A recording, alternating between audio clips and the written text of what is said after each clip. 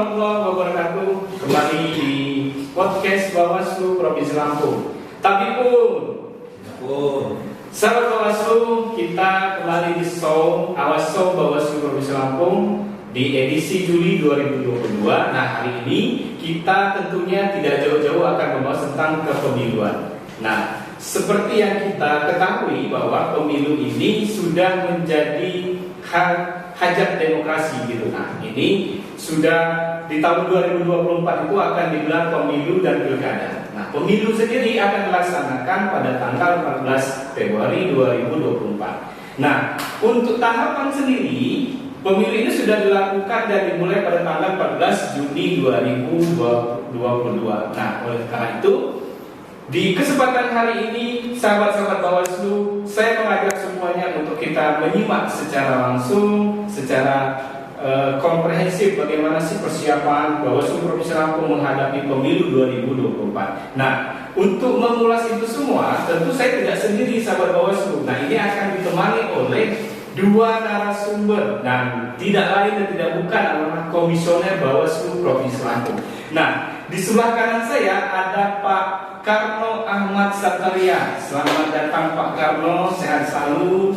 Dan sebelah kiri saya ada Pak Ade Asari. Selamat datang Pak Ade, sehat selalu Pak Ade. Segar sekali, tambah muda aja nih Pak Ade ini, luar biasa. Baik, sahabat Bawaslu sekalian, di awal-awal tahapan pemilu ini kita sudah disuguhkan dalam pendaftaran partai politik. Nah, bagaimana sih misalkan partai politik ini melakukan pendaftaran di KPU dan sebagainya. Namun sebelum itu tentu sahabat-sahabat Bawaslu mungkin ada yang belum kenal lebih dekat nih, misalkan dengan kedua narasumber kita pada kesempatan hari ini. Nah, agar kita lebih dekat lagi nih, nah, pertama ada Pak Karno Ahmad Sataria. Nah, latar belakang Pak Karno ini sarjana sosial. Nah, mungkin nih, kalau saya pertanyakan pertama nih Pak Karno, apakah sesuai nih selama ini bagaimana misalkan perjalanan karir dari Pak Karno sudah sampai di detik ini di Bawaslu Provinsi gitu? Apakah sesuai dengan dari SMP, SMP kemudian kuliah sampai sekarang? Apakah sosial kemudian jurusan yang diambil ini sudah pas gitu dan nyaman dalam bekerja sampai saat ini? Nah, kita mendengarkan sedikit bagaimana sih cerita singkat dari Pak Karno ini. Ya, baik Mas Riki ya. Sebetulnya begini, saya tertarik dengan organisasi itu dimulai dari SMP. SMP saya sebenarnya sudah ikut komunitas Pencaksilat Pancasila Simbangi itu SMP. Jadi sering ketemu ketika ada event-event tertentu dengan aktivitas partai politik seperti itu. Nah, kemudian saya juga pernah mendengar pendidikan pesantren. Pesantren itu juga membahas soal-soal fikih siasat, artinya ketertarikan dengan dunia politik. Nah, hingga pada akhirnya saya kuliah ambil jurusan sosial, komunikasi. Ketika saya saudara sosial Islam, karena ini kita berbeda. Nah, selama kuliah tersebut, saya berkecimpung di dunia organisasi, bersentuhan dengan orang-orang terkait organisasi itu. Ini yang saya kira memberikan semangat buat saya, ketertarikan saya dengan dunia organisasi. Di 2003, saya sempat jadi koordinator lapangan untuk program Pilpres pertama di Indonesia. Itu saya kebetulan membawahi se-Provinsi Lampung di 2003. Nah, ini kemudian 2008 saya mencoba berhubungan dengan KPU. Oh iya, KPU. Iya, di 2014 berakhir. Nah, saat itu juga di Lampung ini sebetulnya 2014 itu pileg berbarengan dengan pilgub serentak pertama di Indonesia dan Lampung saat itu. Makanya kita dapat bonus perpanjangan 1 tahun. Sehingga berakhir 2013 dan ditambah 1 tahun karena setapan pilgub ini di 2014. Saya kira pengalaman ini menjadi modal saya. Saya betul. Sesuatu yang bisa dilihat oleh mata itu bisa kita pelajari. Yang penting itu bagaimana konsistensi kita, pengalaman kita organisasi, kemudian bagaimana bacaan-bacaan terkait dengan bacaan buku yang kita baca soal sejarah, politik segala macam itu. Saya kira modal bagi kita. Saya lihat begitu Mas Riki. Mantap sekali Pak Karno. Jadi dengan pengalaman mulai dari bangku SMA, kemudian kuliah, kemudian pernah pondok gitu, tidak menurunkan semangat Pak Karno nih untuk masuk ke dunia demokrasi, karena kan demokrasi ini meskipun kita ketahui dari oleh untuk rakyat, ya memang kita harus berkecimpung di sana untuk bagaimana kita berperan dengan demokrasi dan pemilu pilkada. Saya ingin sedikit menyampaikan misalkan kenapa saya menggunakan peci. Peci ini sangat identik dengan budaya Nusantara, tetapi juga memberikan pesan bahwa Soekarno itu terkenal itu di mata dunia itu karena pecinya. Pecinya. Iya, ini bentuk cinta saya terhadap panglima itu sebetulnya. Nah, ini bagian dari ketertarikan kita di dunia politik sebetulnya. Bukan hanya pencitraan dalam seorang muslim saya berpeci. Itu saya buktikan seperti itu, Mas Riki. Baik, jadi salah satu ciri khas juga untuk mendorong kualitas kemudian kuantitas kita menyelenggarakan apa yang bisa kita lakukan di Pak Karno ya. Soal integritas juga. Iya, betul. Baik, terima kasih perkenalan singkatnya Pak Karno. Nah, sekarang kita masuk ke Pak Ade Asari nih, Pak Ade Asari.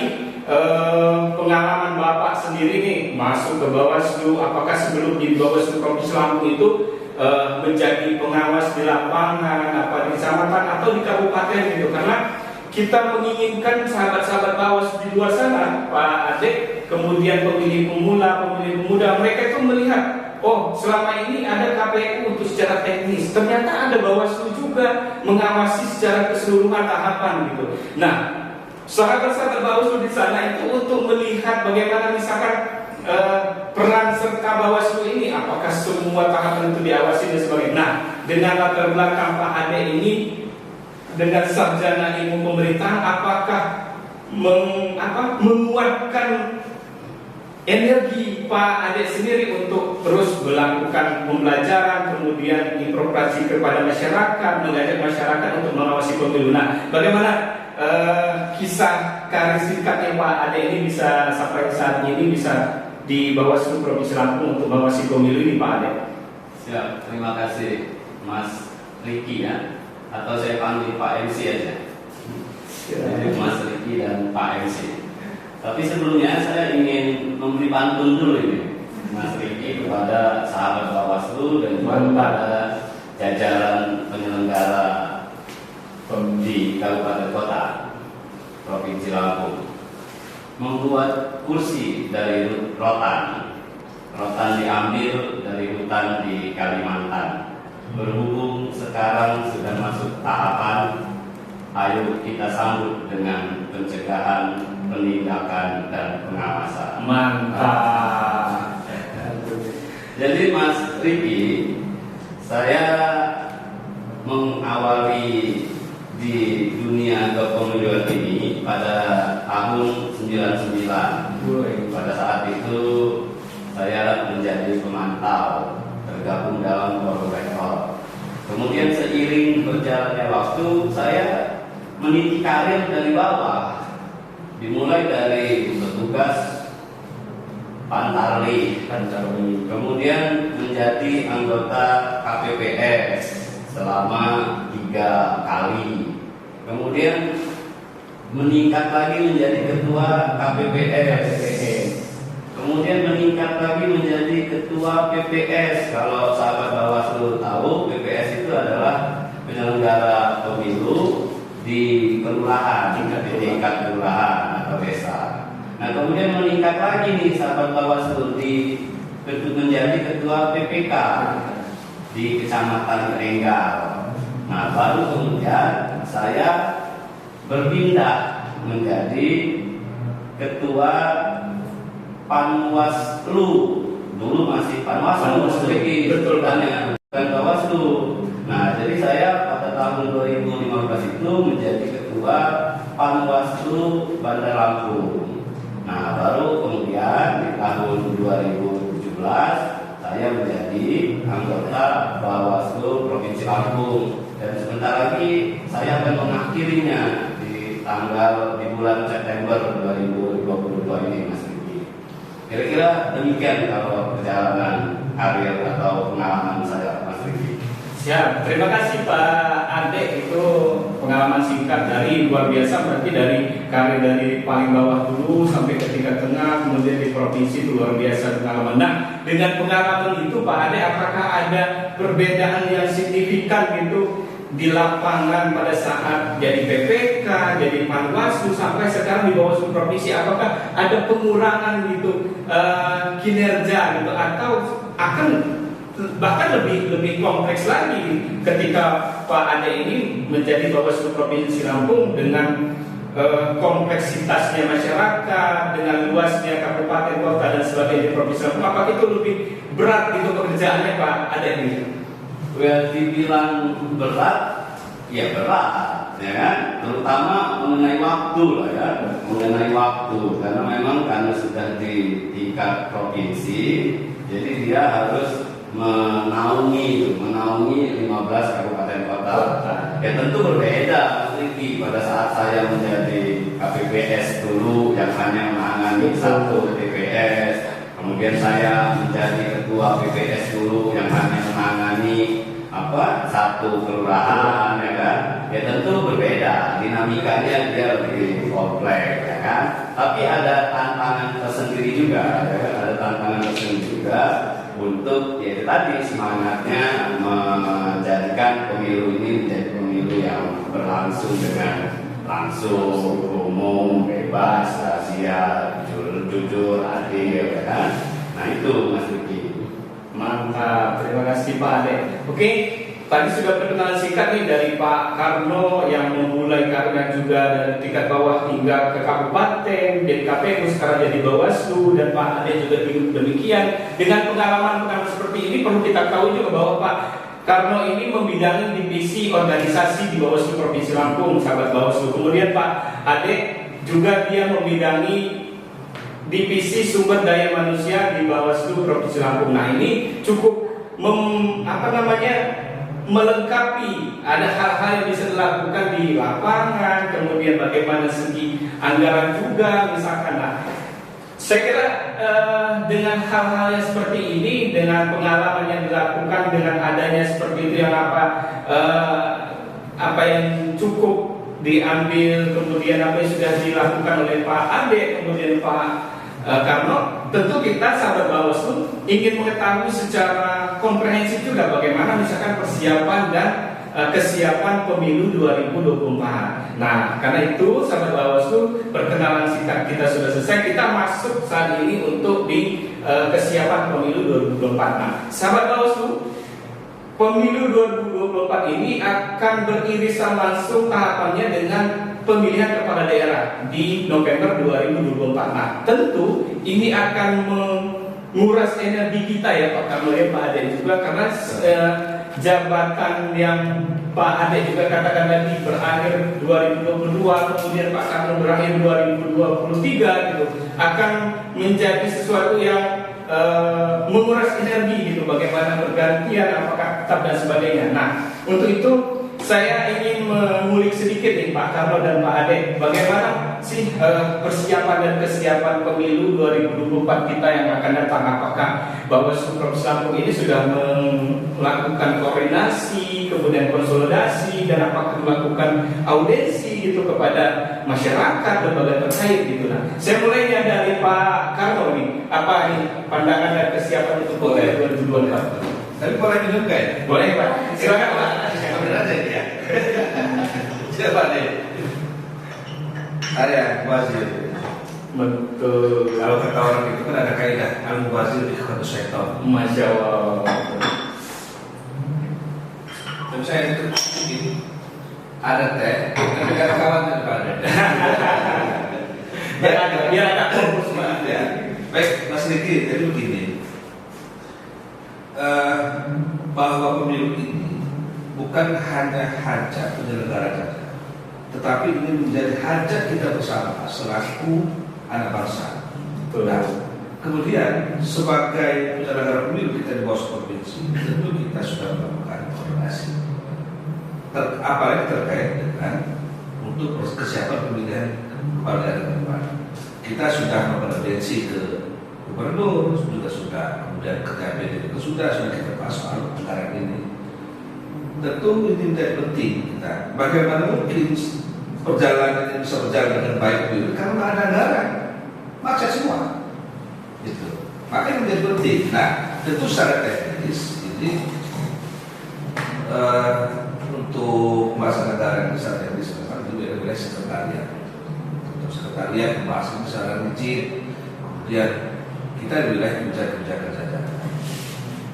Dan sudah kita lakukan kurasi itu, dan kita juga sudah mengumpulkan 15 kabupaten kota bahas soal anggaran ini. Mantap Pak Ade. Jadi kesiapan itu udah dimulai dari bawah juga ke juga ya Pak Kapol ya.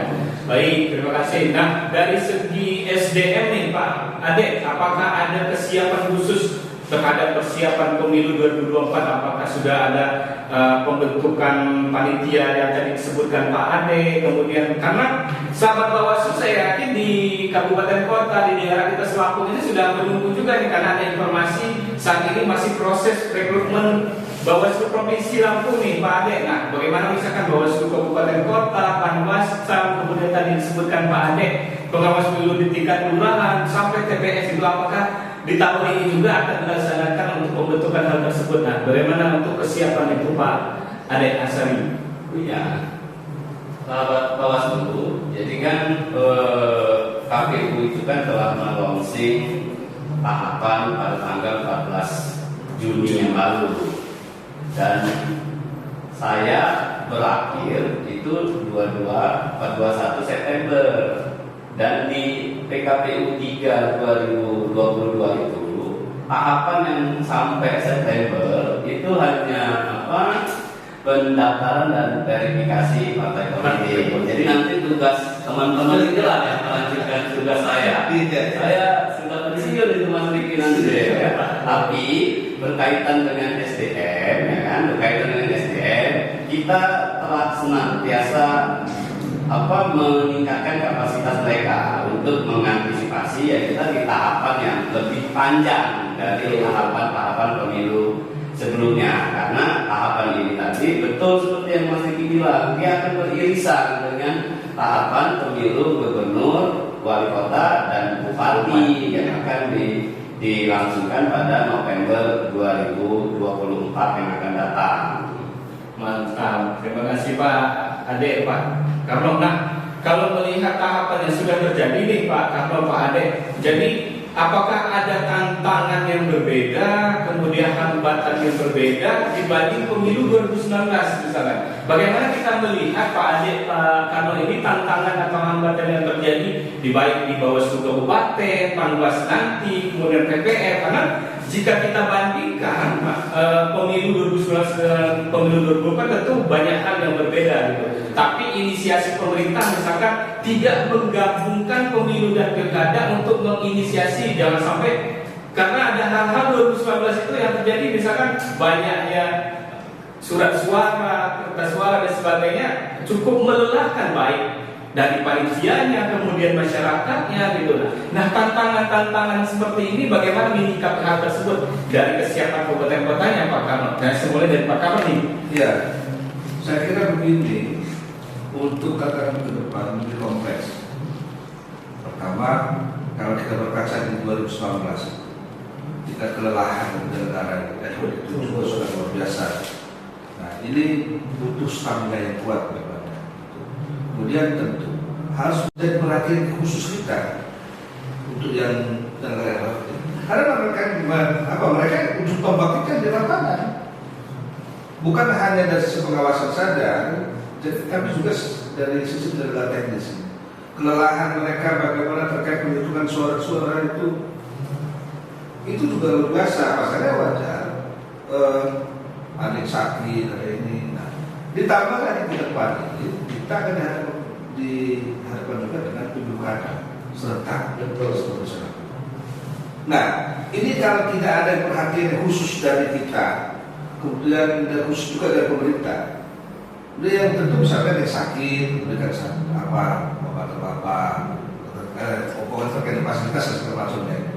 Atau juga harapan kita ini sebetulnya begini juga, kita untuk honorarium juga harapan kita harus ada OPR, mereka tidak dikatakan Kalau dulu Panwas Tam itu 2,5 juta, ya standar kira-kira 3 juta berapa Pak Ade? Kita kan seperti itu. Itu keinginan kita. Tetapi juga kita kan kebijakan dari pusat tentu harus mengukur kemampuan keuangan negara. Yang paling penting adalah perhatian kita terhadap jajaran kita di bawah. Jangan sampai terlalu banyak korban-korban dan korban. Paling penting jaga stamina, semangat, kesehatan itu. Mantap Pak Karno. Jadi kalau misalkan gini Pak Karno, dengan adanya korban-korban misalkan sakit, ngomong ada yang meninggal juga di tahun 2019 pemilu, bagaimana misalkan masyarakat ini menilai, waduh, jadi penyelenggara pemilu ini agak serem-serem juga nih Pak Karno, Pak Ade itu. Ya, bagaimana kita inisiasi hal tersebut kepada masyarakat bahwa tidak seperti itu sebenarnya, karena apakah waktu yang dibutuhkan itu terlalu singkat, kemudian apakah vitamin-vitamin yang dibutuhkan oleh masyarakat penyelenggara ini kurang dan sebagainya. Bagaimana menyikapi hal tersebut Pak Karno, biar sahabat-sahabat Bawaslu di kabupaten kota ini nggak alergi juga nantinya mau menjadi penyelenggara, apalagi saat ini ada pendaftaran pemantau pemilu nih Pak. Ya. Baik, saya kira kalau misalkan soal pesimistis di lapangan, masyarakat juga tidak juga. Nanti kita lihat ke depan, soal misalkan referendum untuk waktu itu dibuka, antusias masyarakat juga sangat tinggi. Gitu. Nah, ini menunjukkan bahwa masyarakat tidak terlalu khawatir terkait dengan itu. Tetapi juga menjadi perhatian kita juga itu penting, karena berkaca dari pengalaman 2019 ada korban. Betul. Apakah kan korban itu karena sakit, karena pekerjaannya, atau memang dia bawaan ada sakitnya, kemudian dia sakit dan bekerja. Itu jadi kita. Nah, ya kalau untuk bagaimana kita makin ke masyarakat, ya kita yakinkan masyarakat dan perhatian kita memberikan vitamin perhatian kalau sakit itu segera berobat segala macamnya, itu perhatian kita. Tapi saya kira antusias masyarakat juga sangat tinggi terkait dengan hajat kita ke depan. Mantap. Jadi memang tergantung dari niat juga, kemudian kesiapan dari penyelenggara itu. Iya, Pak Karno. Iya. Makanya kalau kira-kira sakit ya boleh berobat. Iya. Sakit dipaksa bekerja ya. Berangkat juga kagak kan itu. Iya. Tapi ini juga berdampak. Kalau kira-kira sakit kan ada 7 orang kalau KPPS ini. Kalau sakit ya berobat dulu, sehat badannya, baru bekerja. Lalu begini Pak Karno, ada pertanyaan juga dari masyarakat, misalkan yang adanya sakit kemudian korban mati, yang bertanggung jawab itu siapa Pak Karno itu? Misalkan apakah KPU-nya sendiri, apakah kita Bawaslu juga berhak merekomendasikan kepada KPU bagi penyelenggara yang sakit atau yang tidak pas itu bisa segera dilakukan pengobatan, atau gimana itu Pak? Oh iya, kita harus lihat dari sisi kemanusiaan. Kalau yang sakit ya kita kasih tahu lah, kan bisa ditekan dengan yang lain. Ya saya bilang KPU ada 7. Kalau itu kan 7 itu bisa bekerja sama, itu kalau itu dia bekerja itu. Kalau yang sakit, ya ingatkan berobat dulu, pekerjaan kan tetap di backup sama yang lain. Betul. Jangan gara-gara sakit malah kerja tambah beratur itu. Maka ini menjadi perhatian kita semua lah saya kira itu. Kalau menurut saya itu Pak ya. Perhatian baik dari Bawaslu maupun KPU juga harus perhatikan jajarannya. Artinya ada sinergitas antara kelembagaan gitu Pak. Iya. Baik, terima kasih Pak Karno. Nah, kita geser sedikit dengan Pak Ade nih. Nah, tadi kan sudah dikatakan Pak Ade nih untuk rekrutmen pengawas pemilu yang bersifat ad hoc gitu, Panwascam, PPK, kemudian PPL dan sebagainya, itu nanti menunggu teknis instruksi dan surat dari Bawaslu RI. Nah, selain itu, misalkan Pak Ade ya, masyarakat atau sahabat Bawaslu di kabupaten kota di wilayah ini bertanya-tanya juga nih, apakah ada perbedaan signifikan antara syarat, bagaimana sih, apa saja syarat-syarat untuk menjadi pengawas ad hoc gitu? Apakah dia harus usianya 40 tahun, apa 30 tahun gitu? Dan mereka ini apa nantinya dikasih biptek juga bagaimana teknis pengawasnya, bagaimana di lapangan gitu Pak Ade? Bagaimana itu Pak Ade? Iya, jadi sahabat Bawaslu, karena Bawaslu provinsi ini hierarki dengan Bawaslu RI, jadi untuk pendaftaran atau penerimaan panitia ad hoc-nya itu kita masih menunggu keputusan dari Bawaslu RI. Jadi buat sahabat yang sudah ingin mendaftar itu saya harap bersabar dulu ya. Tapi persyaratannya Mas Riki, persyaratannya itu tidak ada yang berat sebenarnya. Sebenarnya itu tidak ada yang berat ya kan. Memang di pasal 117 itu Undang-Undang 7 2017 itu persyaratannya secara umum dia harus berintegritas ya kan, kemudian harus berpengetahuan terkait dengan pemilu, kemudian harus mampu, kemudian mengundurkan diri dari organisasi ya kan. Nah jadi syarat-syarat seperti itu aja Mas Riki. Hanya saja memang kalau mau agak ada kesulitan dia di usia. Jadi di usia itu buat panwas kecamatan, kemudian pengawas kelurahan desa, kemudian pengawas DPS, dia harus berusia minimal 25 tahun sesuai pasal itu tadi Mas Riki. Nah jadi teman-teman yang belum berusia 25 tahun dia tidak bisa mendaftar. Bersabar dulu. Iya, bersabar dulu. Nah kemudian terkait dengan syarat lain ya nggak ada yang berat lah. Hanya kalau guyon saya itu buat yang takut istri dia jangan mendaftar lah. Ya, jadi karena nanti dia bakal susah. Ya, nanti dia mau pergi mengawasi dimarahin istrinya, ya kan? Bagian sudah beristri ya. Jadi kalau yang masih ini itu jangan mendaftar dulu lah ya. Karena nanti tadi dia mau, karena pengawas Bawaslu ini pekerjaannya tidak terkenal waktu. Iya. Ya, dia bisa pagi, dia bisa subuh, penuh waktu. Iya, dia bisa tengah malam, ya kan? Dan dia harus siap. Karena di situ ada surat pernyataannya, siap surat pernyataan bekerja penuh waktu, ya kan? Nah, jadi kalau misalnya masih takut istri gimana nanti, ya kan ngawasinya kan? Nanti malah ribut kan? Nah, gitu kalau guyonan ya, kalau guyonan. Tapi kalau syarat-syarat yang itu kayaknya nggak ada yang berat lah. Ya, tapi memang harus sehat, Mas Riki. Ya, harus sehat dengan dibuktikan itu tadi surat keterangan sehat dari lembaga yang resmi. Ya. Betul. Baik, terima kasih Pak Ade. Jadi begitu sahabat Bawaslu untuk mendaftarkan diri kepada Bawaslu Kabupaten Kota, provinsi di tingkat sesuai tingkatannya itu sesuai dengan syarat umur 25 tahun. Nah, siapkan diri Anda dari sekarang sahabat-sahabat Bawaslu jika ingin berkecimpung dan menjadi penyelenggara pemilu baik di teknis di KPU PPK ataupun di Bawaslu sejak Panwascam atau PPL tadi. Nah, selain itu nih Pak Ade, dalam rangka rekrutmen Panwas tadi kemudian penyelenggara ad hoc, apakah ada tantangan tersendiri nih bagi kita, bagi Bapak Ibu semua misalkan yang ada di kabupaten kota?